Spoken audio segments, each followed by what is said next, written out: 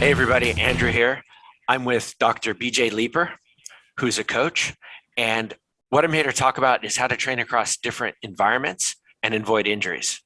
And now, with different seasons changing and with people across the world, training can be done remotely. And I'm in 100% humidity and 90 degrees Fahrenheit or 28 degrees Celsius. But you're in Montana. It's dry there. It's different. You're probably Yeah, at elevation. yeah.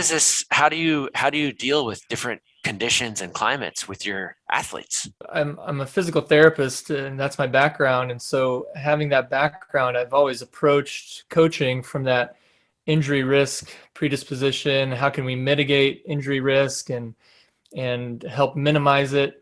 We don't really know in coaching. We don't really account for our environment, and we don't. And with that, we don't really know how to accurately measure our training load, training stress, and in an accurate way, incorporating that environment in that. You've got different environments that everyone's training across the country, and everybody's applying their training differently. And with coaches, sometimes athletes in multiple areas of the country, they're giving this the same prescription of training programming, and it's not apples to apples as much as we sometimes think it should be. So if you've got an athlete in Hawaii and another one in Alaska, and they're the same ability, and you give them the same plan, one of them's going to have an easy time in the right Yeah, time of year, and the other's going to suffer, I guess. You're a physical therapist. You're not a meteorologist. How do you account for right. this? Well, there's apps for that, right? So we can get the weather, we can be meteorologists wherever we're at. But when we break it down with environmental factors, there's kind of two main layers, so to speak, with it, or impact layers, you might call it, where one is internal. So the effects of temperature change, humidity change, obviously the effect of that on our physiology is that, if it's hotter out, we're going to have decreased blood in the muscle because the blood's going to the skin to help us cool. And then you've got, like you said, elevation changes where at elevation you've got decreased oxygen. So it doesn't take a rocket scientist to figure out, like, okay, I need oxygen to train more efficiently, and I need blood to deliver that oxygen. So if those two things are being affected internally, it's obviously going to affect my performance or my ability to train. When we're training in triathlon, the goal is obviously to make these adaptations so we improve our performance.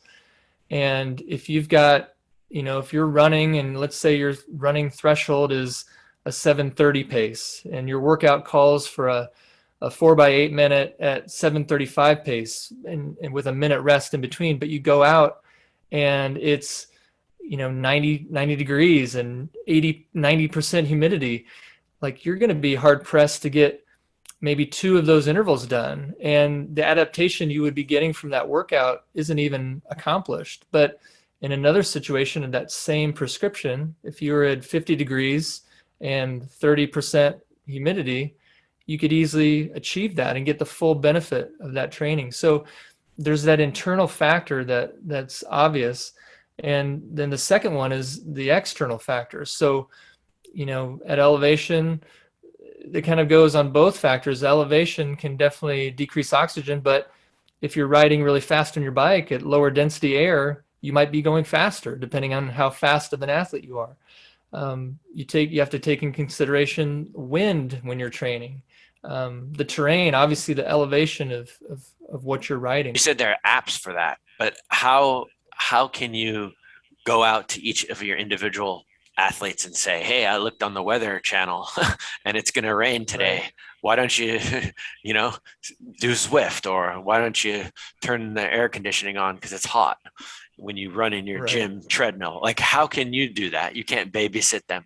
So the solution is we have to utilize technology, and the technology is called environment normalization. And what it does is basically, it's basically high tech algorithms that design and help us know, bidirectionally, how to normalize our training. So one story I always go back to is I was at a medical multi-sport meeting in Colorado Springs, and Colorado Springs is at like 6,000 feet of elevation. And they had this cool thing within their lab there, which was a lab that you can go into, and they could normalize or change those variables of heat, humidity, and elevation. And the thinking at that training center was, everybody, all these athletes that are high professional level, they go there to live in high altitude, but we all know that to train intensely, you do better training at lower altitudes. So the mantra was always live high, train low.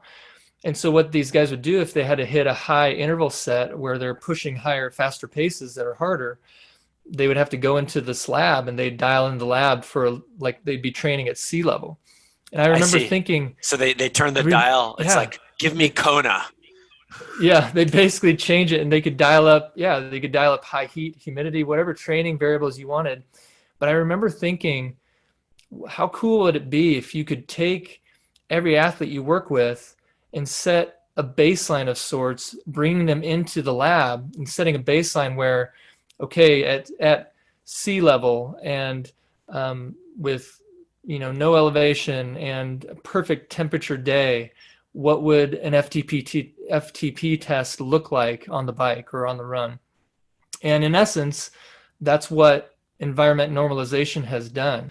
When you localize to where somebody's at, like you're in Singapore with 100 degrees, 90% humidity, and at sea level, we know based on your location, and obviously we can use even the time of day you might be training, pull that weather data into that to then utilize that to drive the technology and know, okay, based on that, we're going to localize these settings to you. So your training plan looks like this. So where do I get access to that? How can I do this? What app is this? This Yeah, is yeah. pretty cool. So the environment normalization technology is within an application called TriDot, and it's something I discovered, better part of 10 years ago. And since I've been coaching over the last 5 or 6 years, it's been a game changer for the athletes I've worked with. So TriDot is the application. They have lots of different optimization technologies within it, and environment normalization's one of the big ones. I share this story about myself personally. When I was training, the first time I really realized what this TriDot environment normalization technology was doing for me, it was I was doing a 5K threshold test on the track. And I used to live in Kansas City, and I remember doing this test in the spring, and it was maybe 50 degrees, 40% humidity in Kansas City. We're maybe 1,000 feet of elevation. And I ran 1945. And 3 months later, I was really hitting the training hard. And 3 months later, I went back to the same track, same location to retest. And I was feeling much more fit. But now we were fast forward 3 months later, we were in the heat of the summer in Kansas City. And Kansas City gets pretty humid. And I Yep. remember, I ran it and I just left it all out there. And I look at my watch as I finished, and it was like 20 minutes and some change, 20:05 or something like that. And I remember being really frustrated. I'm like, oh, I felt so much more fit. I've been really doing my training right. And here I am slower than I was before. And so I go home and I upload my data into TriDot, and TriDot with that environment normalization kicks out, oh, based on the conditions, because you're running in a higher temp humidity, that environment normalization actually puts you at a 1915. There you And go. so I was 30 seconds faster, and I had no clue. I was frustrated. And then all of a sudden I was on top of the world thinking, oh man, this is amazing. So it But wasn't again, you. it That wasn't me. confounding variable was the weather that you didn't think about. Right. Yeah. Yeah. And so it kind of allows you to do more of an apples to apples comparison. But another cool feature of that is that not only does it do that, so you're comparing apples to apples, but then when you're prescribing your future training and knowing exactly what time of day you might be going out to do that training, it's going to change. It's going to change if you I go out see. in the morning, and it's then, it could change from the morning to then doing that same exact workout in the afternoon. I Your see. paces might be completely different. Wow. That's totally fascinating. we see tons of, I mean, I say this all the time, we see tons of athletes coming from overseas who just can't handle the Mm-hmm. climate here. Would Mm-hmm. this system, would TriDot have given them a more appropriate goal time? Because these guys they don't ever hit their goals because they Right. underestimate what's going to happen. Would it have said, hey, you're not going to get a PB, you're going to get this if you do it, Right. optimally? Would it be able to do that? That's exactly. And it does. And that's the other cool thing. Again, it's used in comparison, but then it can also predict Right.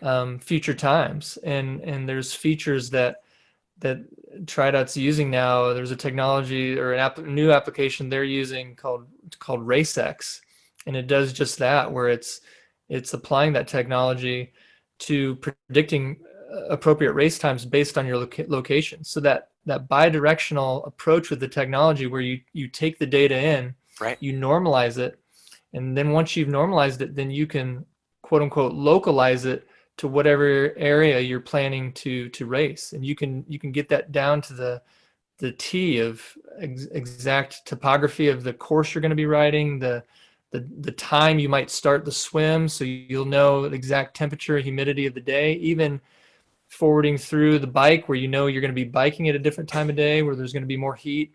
It's amazing how it can dial you in that way.